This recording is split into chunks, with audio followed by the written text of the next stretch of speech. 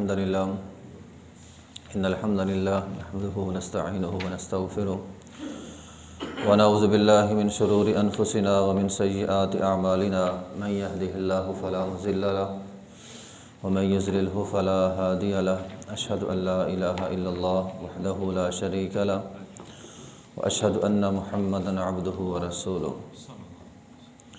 یہ صفحہ نمبر ہے 69 اور آیت نمبر 109۔ اعوذ باللہ من الشیطان الرجیم، بسم اللہ الرحمن الرحیم۔ ود کثیر من اہل الکتاب لو یردونکم من بعد ایمانکم کفارا حسدا من عند انفسہم من بعد ما تبین لهم الحق فاعفوا واصفحوا حتى يأتي الله بأمره إن الله على كل شيء قدير۔ ود کثیر من اہل الکتاب، بہت سے اہل کتاب یہ بات چاہتے ہیں، لو یردونکم کہ کاش وہ تمہیں لوٹا دیں، من بعد ایمانکم کفارا تمہارے ایمان لانے کے بعد کفر کی حالت میں، کافر تمہیں بنا دیں، حسدا من عند انفسہم اپنے دلوں میں حسد کی وجہ سے، حسد کرتے ہیں من عند انفسہم جو ان کے دلوں میں ہے، من بعد ما تبین لهم الحق اس کے بعد کہ حق ان پر بالکل واضح ہو چکا ہے، فاعفو سو آپ معاف کریں، واصفحوا اور درگزر کریں، حتی یأتی اللہ بامری حتیٰ کہ اللہ اپنا حکم لے آئے، ان اللہ علی کل شیء قدیر بے شک اللہ ہر چیز پر قادر ہے۔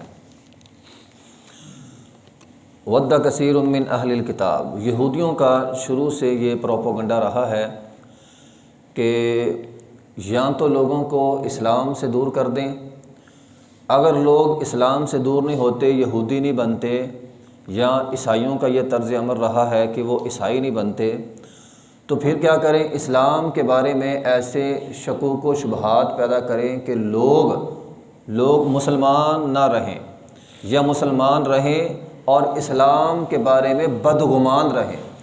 شروع سے یہودی مسلمانوں کو اسلام کے بارے میں بدگمان کرتے آئے اور آج تک کر رہے ہیں۔ اس دور کے مسلمان بھی کرتے تھے، منافقین جب یہودیوں کے پاس جاتے تھے اسلام کے بارے میں طرح طرح کے اعتراضات کرتے تھے تاکہ مسلمان جو ہیں وہ اسلام کے بارے میں بدگمان ہو جائیں، اور آج کے دور میں بھی یہ ایسا ہی کر رہے ہیں۔ تو فرمایا ود کثیر من اہل الکتاب لو یردونکم من بعد ایمانکم کفارا کہ وہ تو چاہتے ہیں کہ تمہیں تمہارے ایمان کے بعد کافر بنا دیں، حسدا من عند انفسہم فرمایا یہ اس لیے کرتے ہیں تاکہ ان کے دلوں میں حسد ہے۔ اصل میں یہودی حق کو پہچان چکے تھے، اسلام کو جانتے تھے، قرآن کو بھی جانتے تھے، سارا کچھ وہ جانتے تھے، ایمان کیوں نہیں لاتے تھے؟ حسدا من عند انفسہم ان کے دلوں میں حسد تھا۔ حسد کیوں تھا؟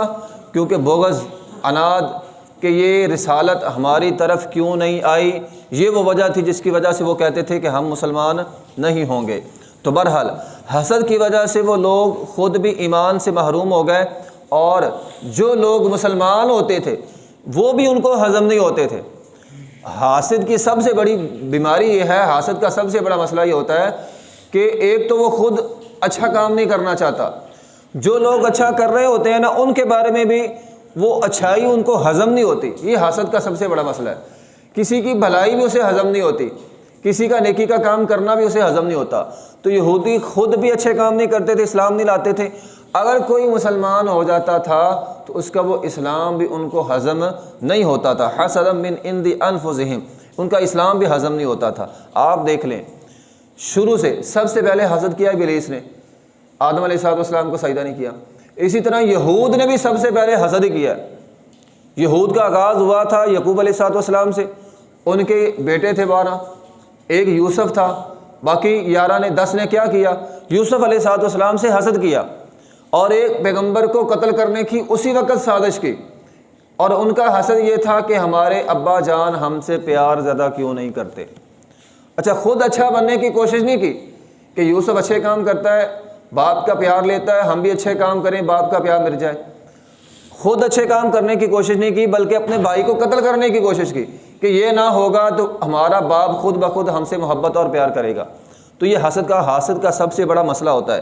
تو اللہ تعالیٰ نے سورہ آل عمران کے اندر فرمایا ان تمسسکم حسنۃ تسؤہم وان تصبکم سیئۃ یفرحوا بها، اے پیغمبر جب بھی ہم آپ کو کوئی نعمت دیتے ہیں نا، تسؤہم، ان کے دلوں کو تکلیف ہوتی ہے۔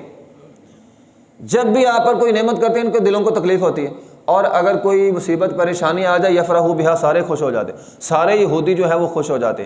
تو بہرحال آج کے دور میں بھی یہ تو یہود کی بات ہے نا، مسلمان میں بھی عام اگر کوئی حاسد بندہ ہے، دوسروں سے ہر وقت حسد کرتا رہتا ہے، اس کا بھی یہ مسئلہ ہے۔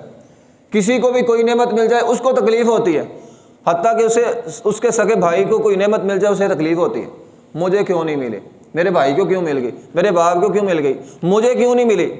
تو حاسد کا سب سے بڑا مسئلہ یہ ہوتا ہے کہ کسی کو نعمت ملے تسؤہم، اس کے دل کو جو ہے وہ تکلیف ہوتی ہے۔ اور یہ جو لفظ ہے نا ودا ہوتے ہیں، ودا کا مطلب ہوتا ہے دل سے کسی سے محبت کرنا، یعنی اے پیغمبر وہ دل سے چاہتے ہیں کہ آپ کافر بن جائیں۔ یہود دل سے چاہتا ہے کہ کوئی بھی مسلمان نہ رہے، سارے کے سارے کافر ہو جائیں، اور آج کے دور میں بھی وہ یہ کوشش جو ہے وہ کر رہے ہیں۔ اور آج کے دور میں آپ دیکھ لیں وہ اپنی کوشش میں کتنا کامیاب ہے۔ آج ہم کتنے مجبور ہیں یہودیوں کی چیزیں استعمال کرنے پہ، یہ موبائل، یہ انٹرنیٹ، یہ سوشل میڈیا سارا یہودیوں کا ایجاد ہے، اور آج ہم یہ سارا کچھ جو ہے وہ استعمال کرتے ہیں۔ آج ہمارا اس کے بغیر دن ہی نہیں گزرتا۔ اور آج ایک تحقیق ہوئی ہے، یہ جو ٹک ٹاک ہے سب سے زیادہ اس کو مسلمان چلاتے ہیں، اور پھر تحقیقی ادارے نے یہ بھی بات کہا کہ سب سے زیادہ مسلمان کی عورتیں استعمال کرتی ہیں، لڑکیاں استعمال کرتی ہیں اس کو۔ انہوں نے نکالا ضرور ہے، وہ کم استعمال کرتے ہیں، ہم مسلمان اس کو زیادہ استعمال کرتے ہیں۔ یعنی یہود یہ چاہتے ہیں یا تو سارے کافر ہو جائیں، یہود بن جائیں، اگر نہیں تو اسلام کے بھی نہ رہیں۔ اور آج دیکھ لیں مسلمان کی یہ جو نوجوان نسل ہے، اب وہ مسلمان بھی نہیں رہی، صرف کلمہ ہی پڑھا ہوا نا، صبح سے لے کر شام تک ٹک ٹاک، ساری رات ٹک ٹاک، رات 2 بجے 3 بجے لوگ سوتے ہیں، نوجوان سوتے ہیں، صبح کی نماز پھر نہیں پڑھتے، پھر سارا دن جو ہے وہ شیطان کے شکنجے پہ رہتے ہیں۔ نبی علیہ السلام نے فرمایا جو بندہ فجر کی نماز نہیں پڑھتا شیطان گدی میں 3 گرہ لگا دیتا ہے۔ اب گدی میں 3 گرہ ہے، بندہ شیطان کے قبضے میں ہے، سارا دن برکت کہاں سے آئے گی؟ تو یہ اس کی وجہ سے ہے۔ تو تحقیقی ادارے نے کہا ٹک ٹاک زیادہ استعمال کرنے والے مسلمان، اور مسلمانوں میں سے بھی مسلمان لڑکیاں، مسلمان عورتیں اس کو زیادہ استعمال کرتی ہیں۔ تو وہ چاہتے ہیں کہ ہم صرف نام کے مسلمان رہ جائیں، اسلام والی ہم میں کوئی بات نہ رہے۔ تو فرمایا وہ یہ بات چاہتے ہیں یردونکم من بعد ایمانکم کفارا، وہ چاہتے ہیں کہ سارے کے سارے کافر ہو جائیں، ان کو مسلمان برداشت نہیں ہوتے۔ آپ دیکھ لیں اللہ تعالیٰ نے قرآن میں بھی اس بات کا اشارہ کیا ہے، یا ایھا الذین آمنوا لا تتخذوا اليہود والنصارى اولیاء بعضهم اولیاء بعض۔ دنیا کا سب سے بڑا ازلی دشمن یہودی اور عیسائی ہے۔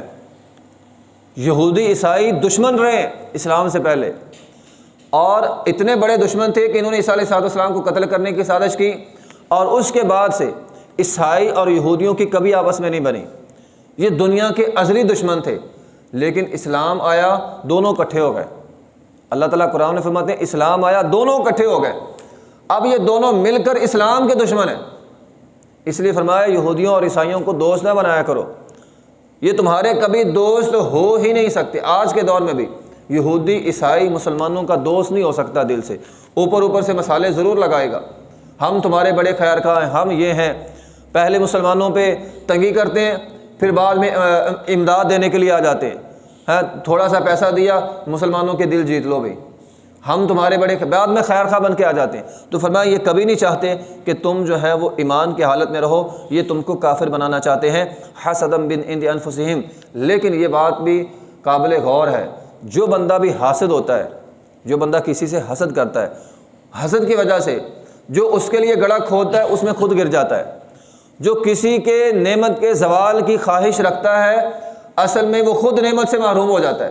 تو حسد من عند انفسہم، ان کے دلوں میں حسد ہے اور اسی بیماری میں یہ خود مبتلا ہو جائیں گے۔ فاعفوا واصفحوا حتی یأتی اللہ، یہ جو فاعفوا واصفحوا نا، یہ جو حسد ہے نا، حسد، اس کے ساتھ ہم نے کیسا برتاؤ کرنا ہے اللہ نے قرآن میں فرما دیا، فرمایا فاعفوا واصفحوا، اگر تمہیں کوئی حاسد مل جائے، جو کوئی تجھ پر نعمت ہوتی ہے وہ تجھ سے جلتا ہے، تو کیا کرو؟ فاعفوا واصفحوا، درگزر کرو، اسے منہ نہ لگاؤ۔ قرآن کہتا ہے حاسد کو منہ نہ لگاؤ، درگزری والا معاملہ کرو، اس کے ساتھ بحث مباحثہ کرنے کی ضرورت ہی نہیں ہے۔ قالوا سلاما وَإِذَا خَاطَبَهُمُ الْجَاهِلُونَ قَالُوا سلاما، یہ جاہل لوگ ہیں، ان کے ساتھ سلام کریں اور آگے گزر جائیں۔ جو بندہ حاسدین کو دل میں جگہ دے لیتا ہے، دل میں جگہ دینے سے مراد یہ ہر وقت حاسدین کے بارے میں سوچتا رہتا ہے، فلاں بندہ مجھ سے جلتا ہے، میں اس کا کیا علاج کروں، وہ خود تباہ ہو جاتا ہے۔ تو قرآن کہتا ہے اس کے بارے میں سوچو ہی نہ، جو تم سے حسد کرتے ہیں ان کے بارے میں سوچو نہ، اللہ نے جو نعمتیں دی ہیں ان نعمتوں کو یاد رکھو۔ تو فرمایا فاعفوا واصفحوا، جو حسد کرنے والا ہے اس کو معاف کر دیں اور اس سے درگزر کریں۔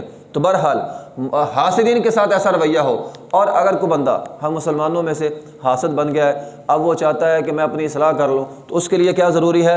فرمایا وہ بندہ اللہ پر یقین رکھے اور اللہ نے اس کو جو نعمتیں دی ہیں نا اس پر یقین رکھے۔ اللہ کی نعمت ہے، اللہ نے فلاں کو دے دی، میں اللہ تیرے رب ہونے پر راضی، رضیت باللہ ربا کا مطلب یہی ہے کہ اللہ میں تجھ پر تیرے رب ہونے پر راضی ہوں، مجھے کچھ اور نہیں چاہیے۔ تو فرمایا فاعفوا واصفحوا حتی یأتی اللہ بامرہ، حتی یأتی اللہ بامرہ، تمہارا کام ہے درگزر کرنا، اللہ خود ہی پکڑ لے گا۔ اللہ نے پکڑا بھی، مدینے کے یہودیوں کو اللہ نے پکڑ لیا، بنو قریظہ قتل ہو گئے، قینقاع اور نذیر جلا وطن کر دیے گئے، پھر جو خیبر والے تھے ان کو بھی مار دیا گیا، ان کو بھی جنگ ہوئی، اللہ نے مسلمانوں کو فتح دی۔